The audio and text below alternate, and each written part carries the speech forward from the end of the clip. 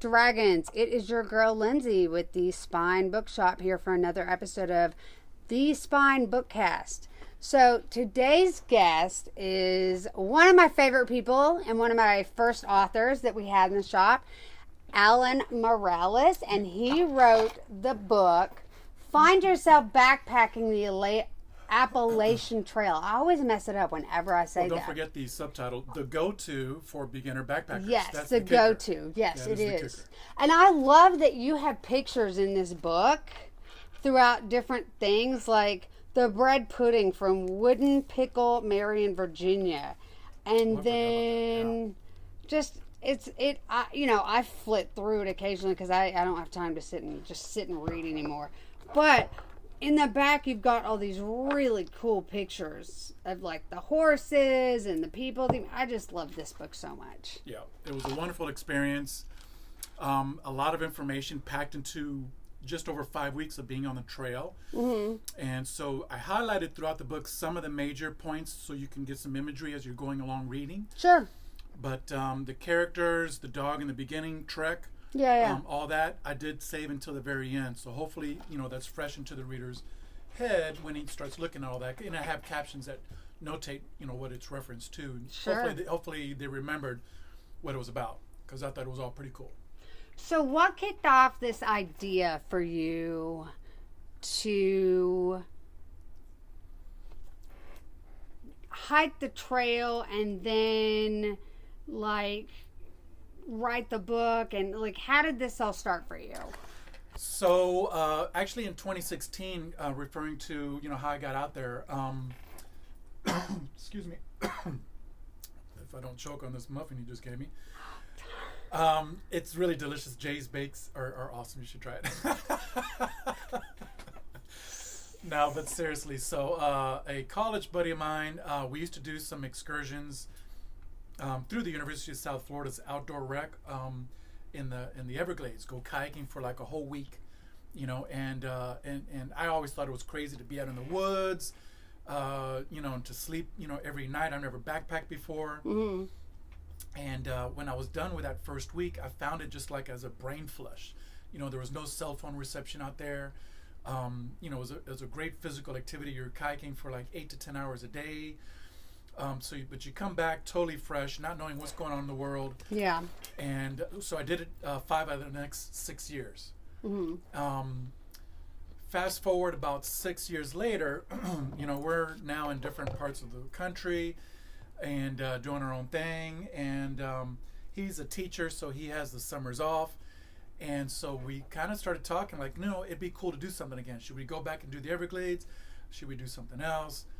One of the ideas was to go and fly to California and just do like a national park visit by car, just rent a car out there and travel from west to east. So the option would have been to get a rental car and drive to all the different national parks going from west to east. Sure. But that would have required like a lot of driving time. Yeah. And I already knew that there was no way I can sit in a car with this guy for hours on end. Right. So that did not seem like a good idea. And now living in Nashville, Tennessee at that time would have been for about 3 years. Okay. And having started hiking and getting into, the local hikes within 2-hour drive from Nashville. And hearing more stories while I'm hiking from other people about the Appalachian Trail, I said, you know what, why don't we start section hiking the Appalachian Trail? And we both almost said, in agreement at the same time. And I guess initially that would have been like, let's hike for 2 weeks every year for the next, what would have been, 20 years in order just to finish the trail. It's that long. Sure. It's almost 2,200 miles from northern Georgia to Maine. Good God.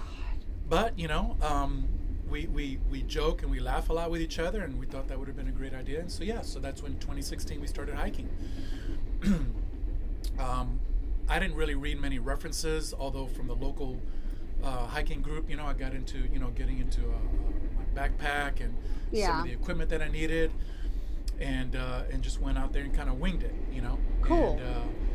And I love being out in the woods, and then that was like exponentially like, you're in it, this is it. But we were with groups as we hiked along, and yeah, so that's kind of how I got basically into hiking on the Appalachian Trail. I continued doing that with him for the next 3 years. And then in the pandemic year, 2020, nobody would join me. But I had enough experience of being out there alone that, or just being out there, that I knew I could handle it alone. Sure. And what it took to be out there. So I went out there, and actually I even asked work, can I go ahead and take 6 weeks off, give me 2-week vacation, and just don't pay me the rest? Because I really wanted to go and just have some time off of work. And they agreed. So I did it. That's awesome. It was a tough start, but I made it work. I pushed through some mental walls, you know, physically and mentally. And I wasn't sure. It's like, you know, I could be like in Hawaii right now for the next 4 weeks. Do I have to sit here and go through this punishment? What am I doing? Right. And it took me being in Uncle Johnny's hostel in Irwin, Tennessee, for 2 days, and spending time there with other hikers. Some people just had previously hiked and wanted to come back and just sort of soak in the environment, even though they're not hiking anymore. So picking their brains and hearing stories from them, it's like, you know, this is why I'm out here, because I love nature and I love what, you know, being out here immersed in the woods. And so I continued. I said, well, let me try to get my next, you know, section, which would be the greatest breakfast on Earth, which is geez, skipping my mind right now. Harbor Mountain Hostel and Inn, and that would have been like another 4 days hike.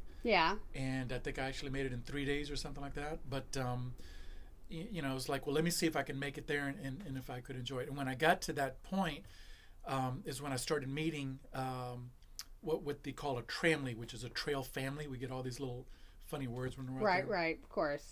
Everything's got their own lingo. Trail language. I got it on my website that I've created since then.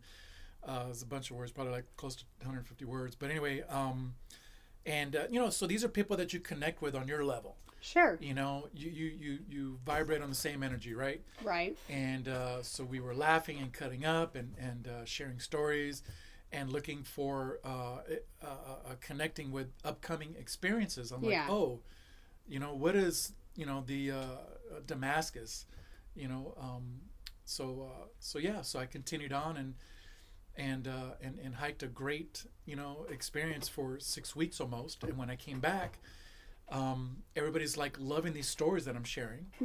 And so I love telling these stories. And then on top of that, I hear a lot of people saying, oh, well, I really always wanted to do that when I retire. Everybody, oh, I always want to do that when I retire. Do it now. So exactly. Why are you waiting? You can walk out and slip and fall and get hit by this train that was just running behind us, you know? You don't know what life is going to bring you, you know? So live with a sense of mortality, you know?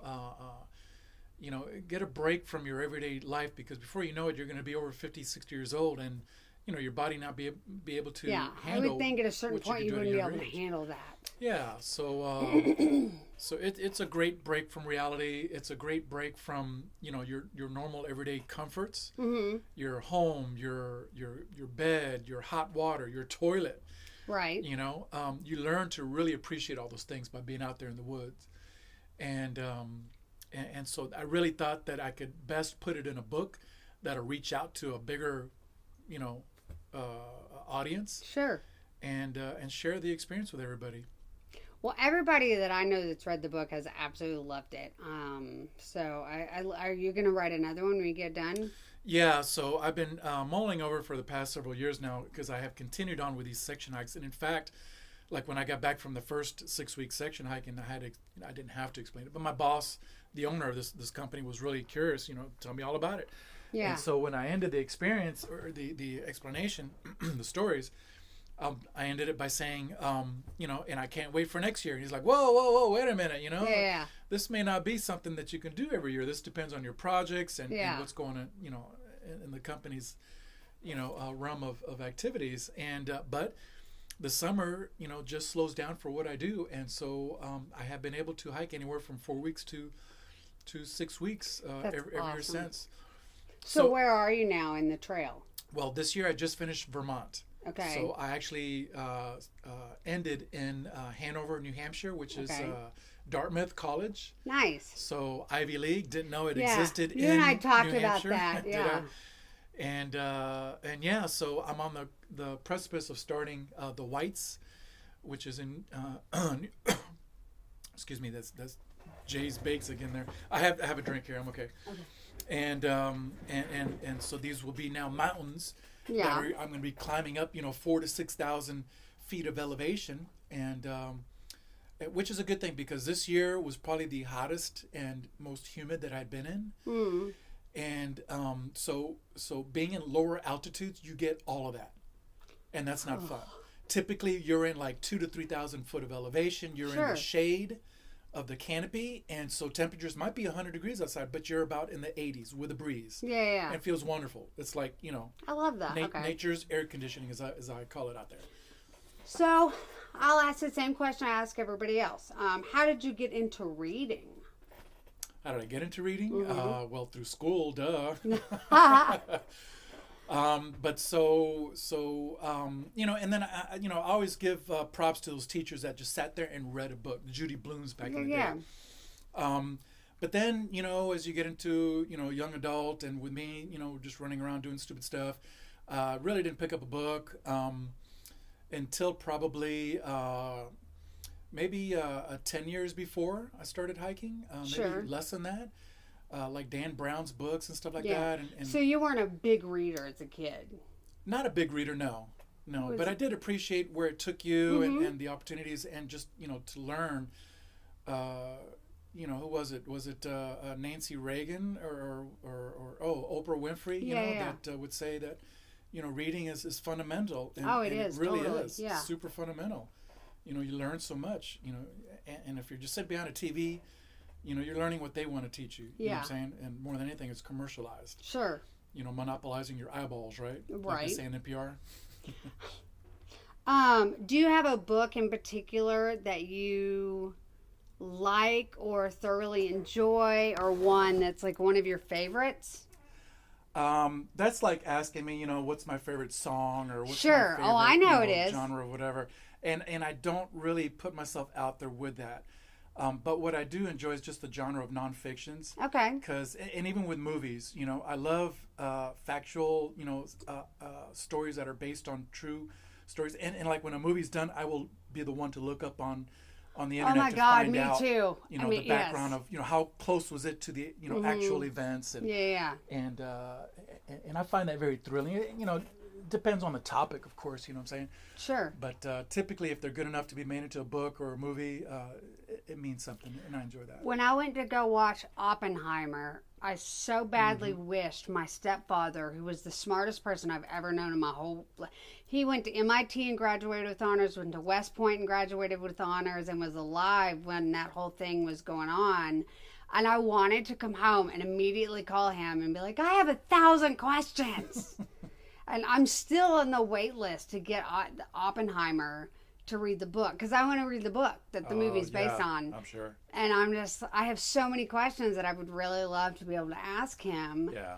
Because that movie was fascinating. And at school, I studied electrical engineering, and so I took several classes with physics, and so I do understand what happened with the movie, and I think it was pretty cool. I will say, because I think you and I've talked about this before, sometimes science fiction books and that kind of stuff, they get above your head with the science. Yeah, totally. And so layman people like me are just, what? I thought Oppenheimer did a really good job just kind of going, this is what we're doing, and not getting too heavy in the science and bearing down so that you didn't understand what was going on. I thought they did an excellent job with that. To think that he was the guy who came here from another country, right, and was teaching it to the universities. Yeah. And then got asked to lead into the programs. It was very. And then they did the same thing that England did with the guy the code breaker guy, and I can never remember his name. Oh, I know exactly what you're talking about. They vilified. Russell Crowe was in the movie for him. Yeah, right? yeah. Well, no, Benedict Cumberbatch played him. Oh, okay. Yeah, And both of those men were absolute geniuses and were fundamental in saving their countries from the war. Yeah. And then the country turned around and absolutely publicly demolitioned their entire careers. Yeah. Flogged them. Oh my God. It made me so mad. Yeah, it's unfortunate. Yes. It's unfortunate. So what are you reading now? Well, I just started reading Dan Adam, Rift. Yeah. The Rift. Yeah. So good. Third book of the trilogy for Going Home. Yep. And I really look forward to it. I've been waiting to buy it, and so I'm looking forward to it. Yes. So good. Yeah. It's one of my Great favorites. writer, very. I read it all in one night and then texted him at like 7 o'clock in the morning. This book is genius. Yeah. He's really good at writing and explaining everything, and also he touches base with scientific information there. Yeah. Borderline physics. I got to Vader read it, and one of the things he asked me was, science, does it make sense? Are you able to I was like, no, I'm right there with you. I got you. I got where you're going. Yeah, I think it should be made into a movie. If anybody's listening, this book series should be made into a movie because it is brilliant. Totally agree. I think the visuals would be amazing. Yeah. Because that's like one of the things that I love about books to movies is, like I will mentally, the way I read, I cast the characters and I can see what they look like and I know what things look like in my head. Yeah. My problem is that then I go watch the movie and be like, that's not what he looks like. Did y'all read the description of the book? They're never the same. No. They're never exactly like But I feel like there's sometimes like the visuals, if you read the book, I always now, I'm like, God, I wonder what that would look like on screen. Well, if they get a hot, Gwinnett or whatever her name is, and the sex scenes, it's no, going to be an amazing film. No, he and I have actually kidding. talked about who he would cast, and really? it ain't her. Oh, okay. She's crazy. Well, real quick, so the other thing that I've been reading lately was the books from Lloyd Elmer. Lloyd Elmer Jr. Jr., yes, and it's encouraging to see how he's putting out these series of books. Yeah. And even Dan made a reference to him in the beginning of that book, and crediting him for encouraging me, and I kind of feel the same. Yeah. So I was thinking of, in terms of my book, if I can go back to it. Sure. That I was going to just write a whole another book that was going to contain all the rest of the trip, all the way to Maine. You should. But no, well, I was going to write, no matter what. Yeah. But what I'm thinking is because it's going to be a long book. Right. And how many stories am I going to cut out? Because I cut out a lot of stories in just this book here, and I had to actually decrease the font from 12 to 10 to go from 300 pages to 200 pages. I think it was 400 to 300. Sure. But so I think maybe not necessarily every year's worth of hikes, but enough to make a good story.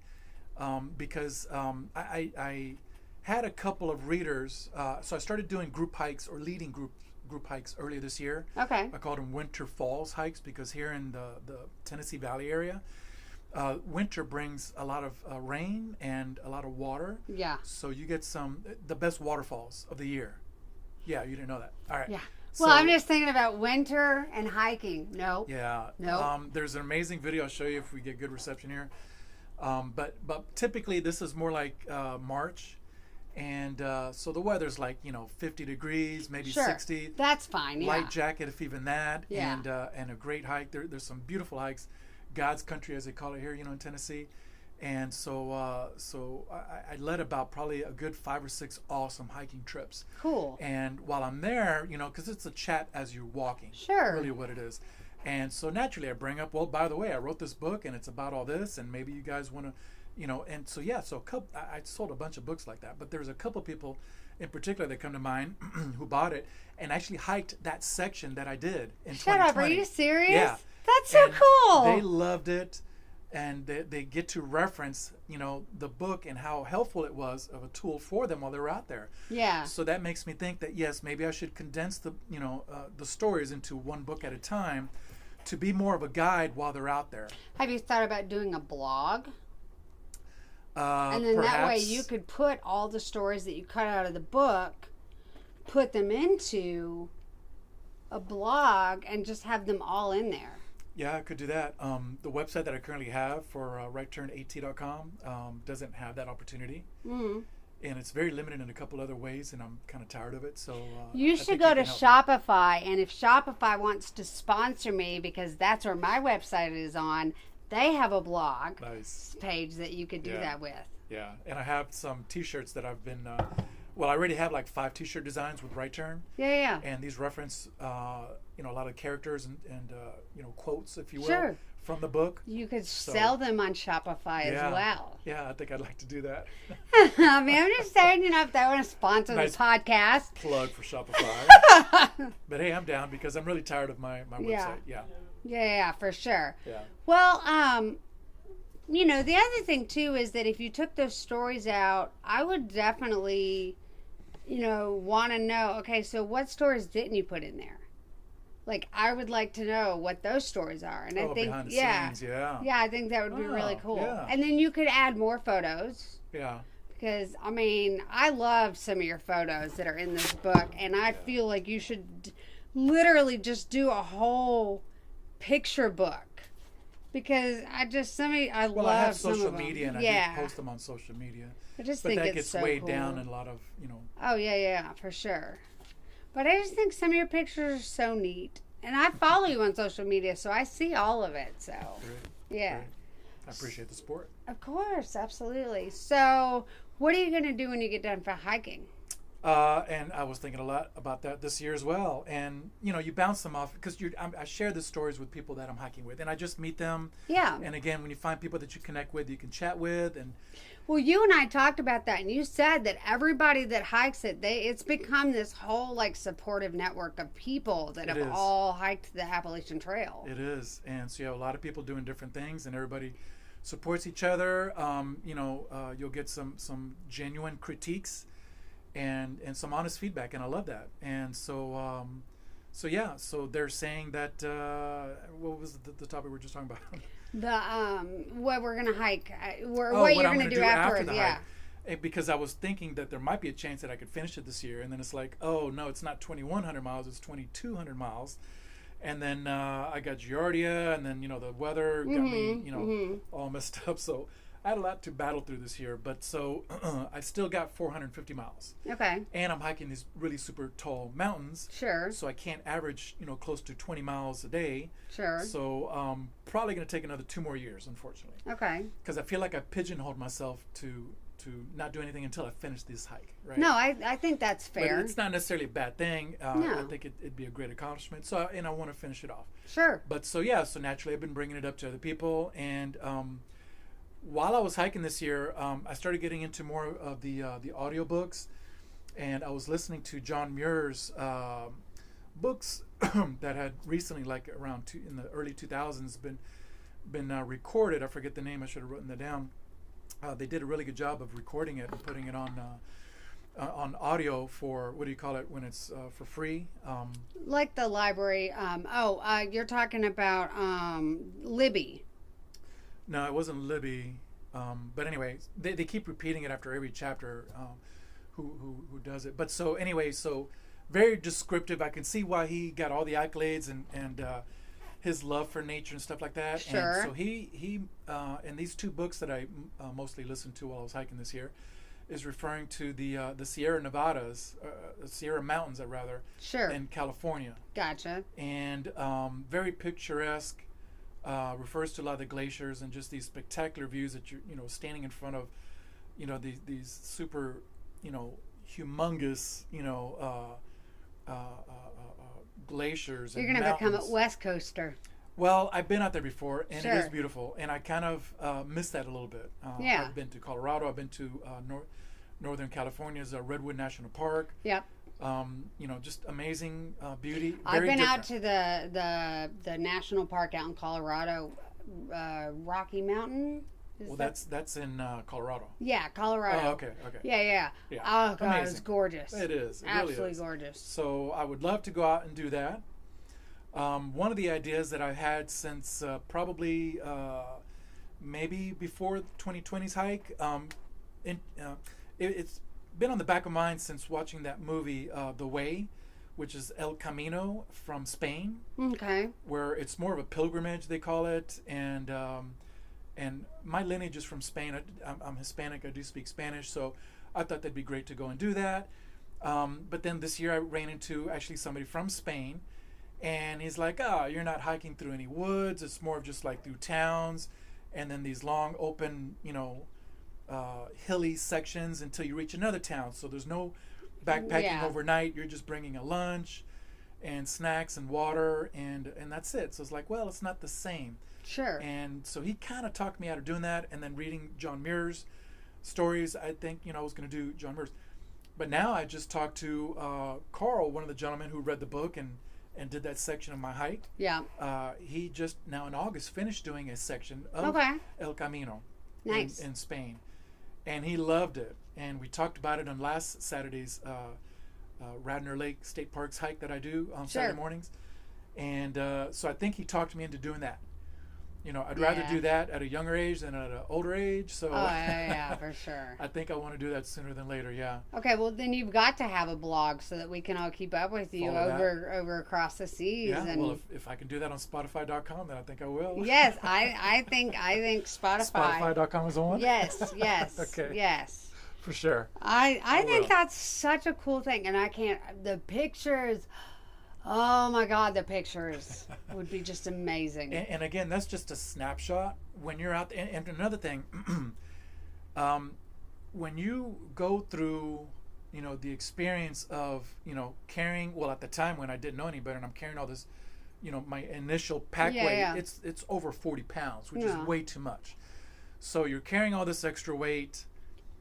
You've got probably bad shoes. You have to really find the right shoes, and that's not easy to do. Oh, sure.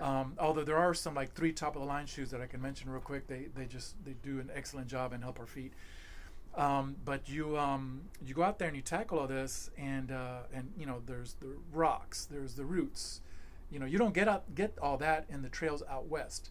You do in the Appalachians. The heat and the humidity when you're not under the canopy. You're going to get all that. And by the time you climb up to the top of the mountain, you feel like you deserve to see those sights. And that breathtaking view of the valley or the mountain range, or turning back and looking at all the mountains that you just hiked the previous 3 days. So it's a definite mental struggle as well as a physical one. It is, but so rewarding when you reach those pinnacles. Okay. And then if you have a great hiking year, even like I did this year, I went through some troubles, but I overcame. Mm-hmm. And I was saying from the beginning, I'd be happy if I finished Vermont. If I didn't miss 4 days of recovering from Giardia in Killington, Vermont, I would have reached easily the whites and maybe continued on for another week. Yeah. But no, I had a soft goal of reaching Hanover, New Hampshire, and it was a wonderful experience, and I'm happy I did it. Yeah. So your plan next year is to go back to that point and finish? Yeah. Every year I'll start off where I left off at. Okay. And I was kind of debating before this year's hike how exactly to do it, because now I started in the town is called Tuxedo, New York. Okay. And between that part, well, even New Jersey, New York, Connecticut, Massachusetts, those are short states in general compared to like Pennsylvania and Vermont, sure, which are near 200 miles. It's going to take you a bit of time for doing that, depending on your speed and your ability and such like that. So I knew I'd be way up north, right, and that's going to be a long ass driving back home. Oh, for sure. So, do I want to drive, or do I want to actually do what other hikers do and fly out there? And then just be kind of reliant on buying at the local stores and resupplying, and more reliant on local transporters or shuttle drivers. There's an app that you use. It's all in my book. You'll get all that information. And but so you kind of struggle a little bit more when you're relying on all of that. Okay. Because you have to coordinate the day before for the transporter and maybe negotiate a price. Some of them are out there just for bucks. No, I'm gonna try another guy, and they may not be able to respond for another 2 hours. Maybe they're in a dead zone or they're busy working. So it's a challenge. And so I said at the end, I was like, you know what? Let me just drive. My car is running good. I've been maintaining it very well. I've been driving it since 2016 as a new car. It's got over 230,000 miles on it now. Good Lord. But it drove perfectly fine, and I'm so happy with it. And plus I'm no longer in Pennsylvania, which back-to-back years in Pennsylvania, my catalytic converter got stolen. Oh no! So that's going to be in upcoming books as well. Yes, and ever since even these years in North Carolina when I was hiking there, I was already hearing the stories. People saying, "Hey, where you're going to have issues. Careful up in Pennsylvania." And sure enough, it was still a problem. Holy crap! Back to back years, catalytic converter, and it's the worst feeling when you get back to your car and you start it up and you hear that horrible, groggling sound without an exhaust, and I knew it immediately. And oh, that sucked. But so no problem. And you would think, oh, New York, no, you're in the West Side, you're not in New York City, and so there's no better feeling than getting to your car. You have your little comfort zones in your car, and you can drive to a nice hotel to stay in. Sure. Or wherever you want to go. Yeah. So you get to go to the grocery stores, you get to drive to the Walmarts. So happy that I did, and I will do it again probably next year.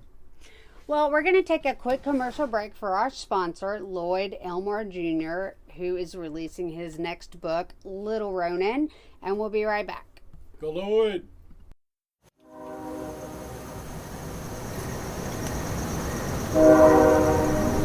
Sometimes the things we were created for aren't what we should be, no matter what. From the author Lloyd Elmore Jr., who brought you the series Malinville, comes an adventure that spans many miles. All those miles bring danger, but if they live, it might bring freedom. Little Ronin, available now. A couple times to get used to that. Okay, so we're back. So what would you say are the easiest things about hiking the Appalachian Trail for you? Well, for me, probably my personality, so it's being able to communicate with others. Yeah. Nothing about doing the hike, I would say, at all is the easiest part. I can only just joke about it. They've got log books in each shelter, so you can go in there and read what people have commented on, or follow who's been there. Sure. There's a gentleman who I met, I believe it was 2 years ago, and you won't forget when you come across a guy's name of Blowtorch, and a crazy story of how he got his name Blowtorch. It's hilarious. You talked to me about that. It'll how be you in get a trail name. Yeah. And then apparently he didn't finish the hike that year, and so now when I'm in Vermont, he was just a day ahead of me. I was like, oh man, maybe I can catch up to Blowtorch and we can catch up again. Yeah, amazing. So what? So tell me about your trail name. Explain how you got your trail name. Okay, so didn't have a trail name for the first 2 years on the Appalachian Trail.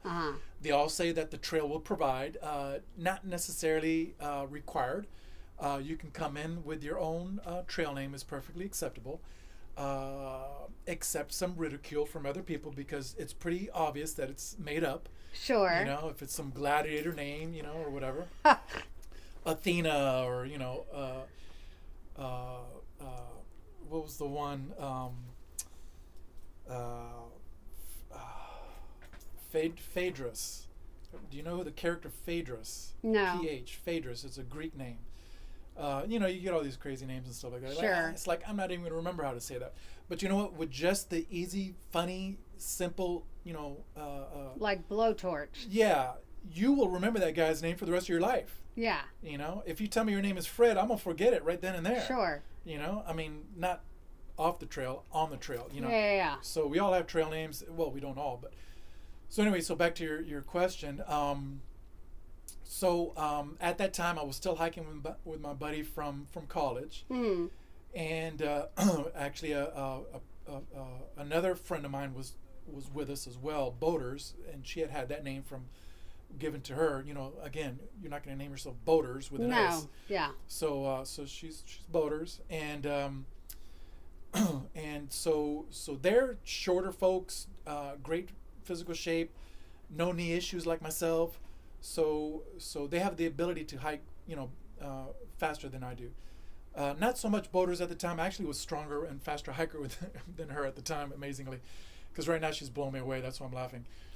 She's like a jiu-jitsu martial arts MMA fighter, that. so she exercises 7 times a day, and I think just because of the trail, she purposefully was training for that. Okay. So since the last 2 years, she's really in shape. But so So anyway, at that time, my friend whose trail name is Trail Nazi, by the way, and that's in this book here, the first one from 2020.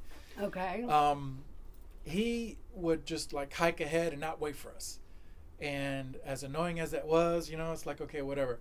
So, but at the time, it was really annoying to me because that's not what we had agreed upon. Sure. It's like, okay, we're gonna stop for lunch or breaks up here, and we'll meet up and chat, whatever. But he wanted to just hike, so he was experiencing all this stuff on his own, and I knew it. And so this one section when you get a trail sign and it says, 0.5 miles ahead, it's hot, you're tired, and you got a mountain of like, maybe 1,500 foot, climb. Yeah. That half a mile feels like a mile and a half.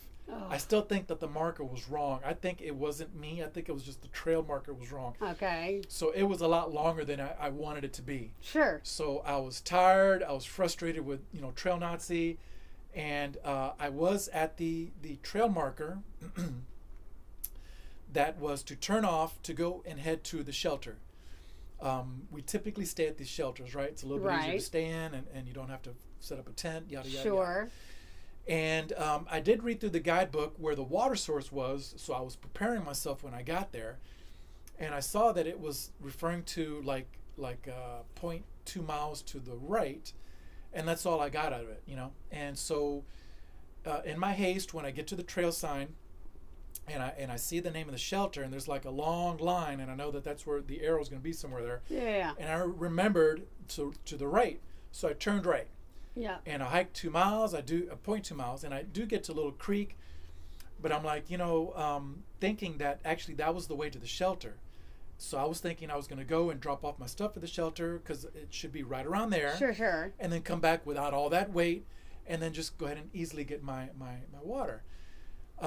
Well, I keep hiking and I didn't come across them. I'm like, okay, how much further do I got? It shouldn't be much further along until I reach this shelter and my friends. All right. And you can take that off. And so, careful with the boots. So sorry. It's You're okay. fine. But so I didn't find it, and I'm thinking, well, am I still off on how much further I have to hike? Yeah. And so I went a little bit further, and then the previous year, this was not far from Gatlinburg, and the previous year they had the Gatlinburg fires of 2017. I remember those. So I popped out into an area that was freshly torched, if you will, if that develops a picture in your head. And so you're looking at the scorched earth, trees that are just totally burnt to a nub, and I just feel like I'm in, Twilight Zone, and some farscape that, you just can't, put into words. And so I'm like, this is pretty cool. Yeah. So I hike a little bit further, and I see that there's a switchback below me, right, which is where you go left and right down a mountain. Yeah. And right about then, I swear, I hear my two hiking friends down below me. So I said, oh, those bastards, they're not even slowing down for me. This guy who wants to hike fast, now she's hiking fast with him, and they're just chattering away. I'm like, all right, come on, let's pick up the pace and keep going. So I did the switchback and started down the trail, down the mountain. And, after about close to an hour, I'm like, I know that I'm way beyond it, but I saw like a bear paw print and just was enjoying the woods, and I'm like, okay, eventually I'll stop and turn around. But I was just, I don't know. I just kept going and waiting for something to stop. And finally I came across two tree trunks that had fallen across a trail. I'm like, okay, I know they didn't step across this, let me stop and turn around. So to make the story short, I turned around, got to the top of the mountain, reached Trail Nazi by voicemail because he still couldn't reach me. And as I was hiking down that mountain, he called me up and he was kind of frantic and, oh my God, where are you? I'm running over there right now. And so eventually he caught up to me, and it was dark. I did have my headlamp, prepared. I knew it was already getting dark. Sure. And fortunately, that wasn't my first time hiking in the dark. Right. Because if it was, it would have been a lot more extreme for me. Sure. So there was a little bit of like, okay, I'm going to be okay. But just imagine being in the woods. Nope. And in the dark. Nope. With bears and the unknown. No, thank you. And your mind just plays tricks on you. That's how a horror movie starts. No, thank you. So when I got back to my friends, they're like, something about, you made the wrong turn, you made the right turn, and actually it was boaters that says, yeah, right turn, your right turn. And that's it. I love that. I'll stick with that. So I'll tell everybody, right turn. Yeah, you're far more brave than I am, because I'm not hiking out in the woods with bears. I'm sorry. No, sir. Absolutely not. And a lot of hikers, mostly the thru hikers, prefer, not like a majority, but there's a small percentage that hike at night. Nope. They do it at night. It's cooler, less traffic. You probably see more activity. Because actually, you learn, and that's what you find me in my book, my journey, as I go along. I really find myself one with nature, is the easiest way to say. I know what all the animals, what their game is, and their game is not to go after humans. Oh, for sure. They have their stuff that they eat, and they'll take advantage, and yada yada yada. Everybody has their place. Sure. So once you feel that comfort zone, then you're good. But I mean, I would assume that you're respectful out there as well, and that the animals aren't really going to mess with you because you're not going to mess with them. I would think there's this mutual respect and understanding between hikers and animals. Yeah, I don't think I've seen anybody out there disrespecting the animals. The only, and there was a young lady who was sharing that with me this year when she was hiking through New York. And actually boaters saw like in 2 different times these very large male black bears. Mm-hmm. They're a little bit lighter in color and brownish color, but they're black bears. And when I say male bear, you will know it when you see it, because versus a female that might weigh 250 pounds, you're talking a good 350, maybe 400 pounds. You can see it's a big animal. Sure. And so she had one in New York, this young lady who I saw at a shelter this year. Right. And she sat next to me and started showing me a video. I'm like, oh, okay. And so the bear was doing his own thing. He was off the trail in the woods, probably 20 to 30 yards. I'm not sure. With these phones nowadays, you can zoom in and it looks like you're right there. And, bears are kind of badasses because they know it, and they don't care about you. No. They do care if you're in close proximity and you scare them. They've learned to, skedaddle, to get the hell out of the way. Sure. Don't be near humans, which is awesome. Yeah. And that's what a good bear is going to do. But he's doing his own thing. He knew he wasn't in the way of this female hiker. And she was alone at the time. And so she does what she was taught to do, which was, partly correct. And that's clanking your poles together to make that clanking sound with the metal. Excuse me. Hollering out at the bear, hey, bears, make it, Make as much noise to make yourself as big as possible. A lot of that, and also to say, hey, I'm here, so no surprises, and please leave me. And that bear didn't give a damn. He just kept doing what he was doing, and she's like, he wouldn't leave. I was like, well, he didn't care about you. So why? He wasn't in your little zone of, like, oh, shit. And, or should I say that? Okay. And yeah, he just wandered around for a good 20, 30 seconds. She showed the video, and she finally cut it off, I guess, or something. But so, that's not disrespectful, but you got to know, that that's the bear's territory, and he's finding food. Yeah. Other than that, I haven't seen really, when you're hiking in the woods, you learn to respect nature. Oh, I'm sure. And I really haven't seen, other than what's listed in my book, when I refer to these panhandlers. Mm-hmm. I don't know if you read any of that, but they didn't. I didn't really hike with them too much. I came across them twice, so I can't say if they did or didn't disrespect nature, but they were disrespecting the trail. That's so ridiculous. Asking for handouts and such like that. Yeah. Funny side story. I actually ran into somebody like that this year. Okay. And on that app that I mentioned, you get all this feedback from people on upcoming shelters or towns. Sure. And so apparently there's some guy who was hanging out in the shelters by himself. Sometimes he would put a hoodie over his head and even put a mask covering his face. And like a face mask, like a COVID face mask. Right. And apparently he was no threat to anybody that you could tell, but he would make you feel uncomfortable, and then because he's looking like that, just sitting back in the shelter, and then he'd be like, do you have any food? Can you give me money? And what I've come to find out is I kept hiking for like a week or two because you keep hearing stories up ahead. Sure. and that he was a homeless individual. Okay. Not necessarily like a bum, but like a younger guy who just was, trying to just probably make it somewhere up north, and just thought this would be an easier way to, survive hilarious. and hike up north. Yeah. Yeah. Wow. So and I thought I was going to come across him, but he probably pulls off at any time and Sure. and tries his luck in cities and towns. Yeah. But again, so that's the only 3 that I've come across since I've been hiking in 2016. Okay. So yeah. Well, Alan, we are out of time. Already. Thank you so much for hanging Sure. out with me and talking to me about it. Thanks for having me. It was And a you pleasure. guys should absolutely get Alan's book. You can get it in our bookshop. Find Yourself Backpacking the Appalachian Trail, the go-to for beginner backpacks by Alan Right Turn Morales. That's right. Don't forget it. Yeah. Right Thank turn, you so baby. much. Thank you.